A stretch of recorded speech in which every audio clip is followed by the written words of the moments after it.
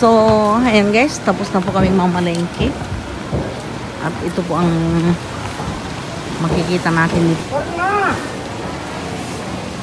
Ayan po ang mga pinamili namin. Ngayon naman guys ay dadaan naman po kami sa may Global Lakeshore. Dito rin para yung mga daanan guys.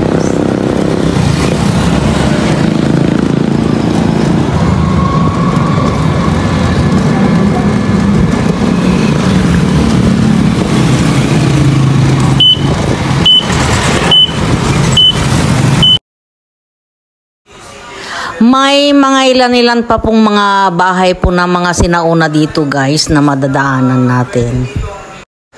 So ngayon naman guys ay paliko na po tayo papuntang Global Construct City guys. At ito po ang mga makikita po naman nating bago dito. Karamihan pong mga nakatayo dito ay mga stall guys. May mga construction supplies, meron din pong sari-sari store dahil malapit po sa isang gawaan po ng mga precast. At ito po yung mga ginagamit po sa mga skyways, ganyan, at sa ginagawa pong relays ng tren. Ito na po yung karugtong ng sinisilip-silip ko po kanina na sinasabi kong daanan po ng release ng tren doon po sa may papuntang Kalulot Market. Ngayon, dito naman po ang karugtong nito. Ayan, ito po yung precast at ito po yung mga ginagamit po nila sa mga skyways, ganyan po guys. At ayan, sa wakas ay naipakita ko rin po sa inyo. Ayan. At sa wakas guys ay naipakita ko na rin po ng malapitan sa inyo. Ito po yung sinasabi ko na daanan po ng tren guys. Correct me if I'm wrong kasi syempre ako nanguhula lamang po kasi kaya naman po nasabi ko na daanan ng tren guys kasi doon sa may talagang daanan po ng tren sa amin ay ganyan po ang nakikita kong kulay.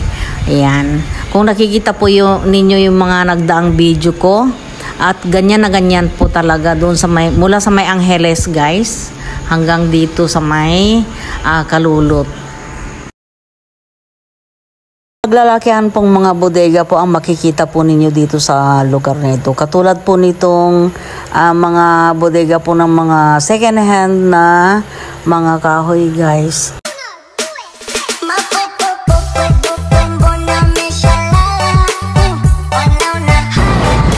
Dito nakalagpas ka sa guhit oh. Baka mamaya mahagip ka. Yan oh. Baka mahagip ka eh.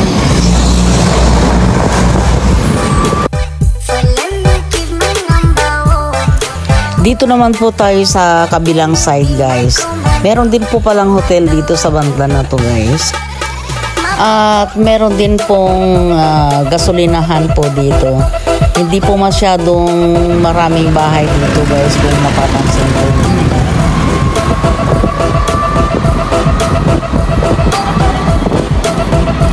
Ano kaya ito?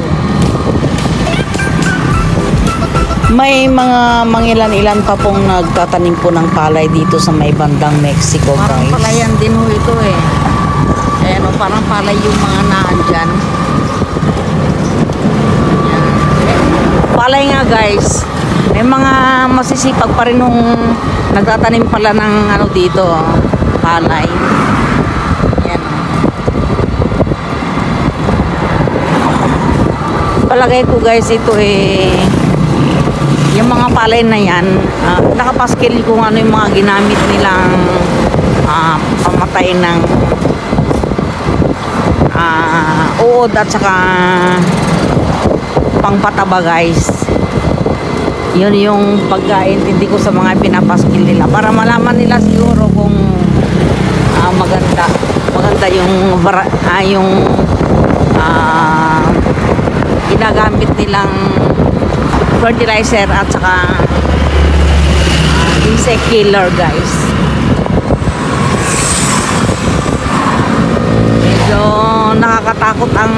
lagay namin ni Dudong kasi nasa 3-way kami eh. Nandito siya sa gitna eh. Huwag naman po guys. Malayo-layo nga lang itong dinaanan namin ngayon dito guys, papunta sa amin. Kaso nga lang, mas maganda naman po ang daanan. Yun po ang malaking ipinagkaiba. Oh, may mga palayan dito guys, oh, internet. Oh. Akala ko guys, dito po sa amin banda, wala na pong nagtatanim ng palay. Pero akala ko lang pala guys. Ayan lang yung hotel, oh. Yan. Pagka yan po ay nangyari, tiyak magiging matao itong lugar na ito. Yan.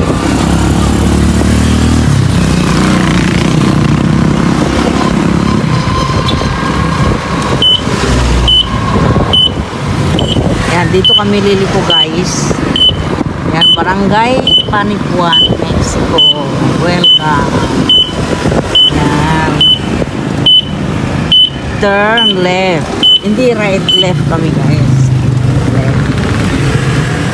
Oh, ano ko? Oh, ang taas. Oh, Lord. Oy. Lord.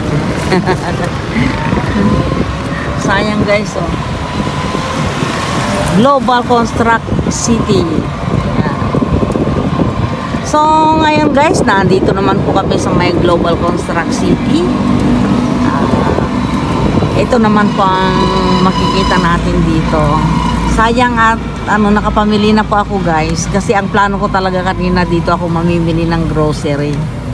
Pero, okay lang guys kasi, nandun na lang din kami eh. Mahirap yung pahinto-hinto eh, di ba? Nadaanan lang po namin ang Global City. Sa susunod na lang po kami mamimili dito. Yan. Dito sa kabilang side guys, ito naman pang makikita natin dito. Nakikita ko na naman po yung maraming bulaklak na talaga naman na napakaganda sa paningin guys. Ang motif nila siguro dito guys ay kulay dilaw. Madilaw-dilaw sila. Madilaw-dilaw. Pero ang talagang gusto ko yung orange guys. O di kaya pink.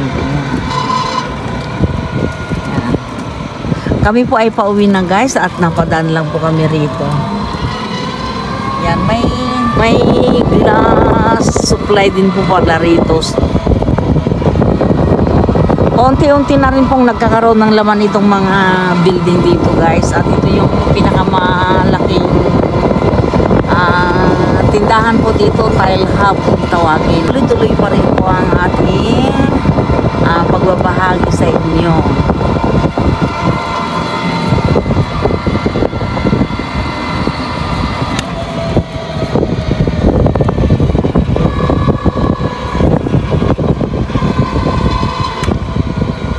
Anong oras na ba?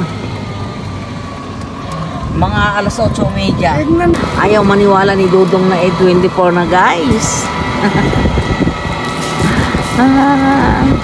Diyos ko, tingnan po ninyo itong mga nakatago, itong mga trabahador. Akala ng mga amo nagtatrabaho. Yan. Ewan ko kung ongoing pa rin po ang construction dito. Tahimik na tahimik naman po at ni isang tao dito, wala naman ako nakita na naka-uniforme na nagtatrabaho guys. Siguro na-stop ang construction. At yung mga nakita kong nakaupo kanina ay mga naglilinis lamang po dito. Ayan guys, at palabas na rin po kami ng Global Construct City. Yan, dito tayo sa kabila nito. Baka magawi ka na naman sa ibang daan. Uy!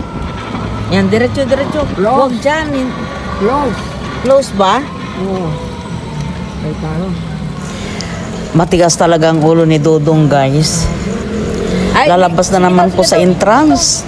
Ikot, dito. Sus Mario Joseph.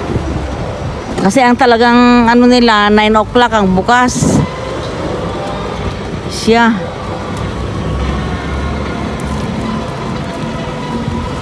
Oh. Hanggang na lang muna kami, sir, para hindi na kami yung tuloy. Ay, galing po kami sa Kalulot. Kaya lang, lubak-lubak yung daan doon, kaya nag-short. Susunod Oo. sige, salamat. Okay, salamat po. Yan.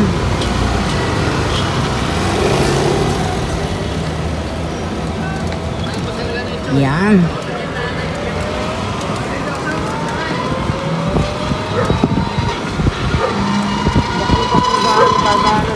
Buti na lang mababait naman sila. Pinago naman tayo. Oh, ayan, pauwi na po kami at nandito na po kami sa may Lisanda Sorrento. Ang Camellia Homes po ito.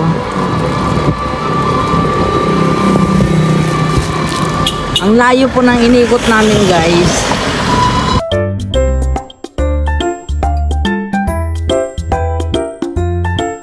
So, hanggang dito na lamang po. At sana po ay nag-enjoy na naman kayo sa aming road trip. Kung nagustuhan po ninyo, pa-subscribe naman po.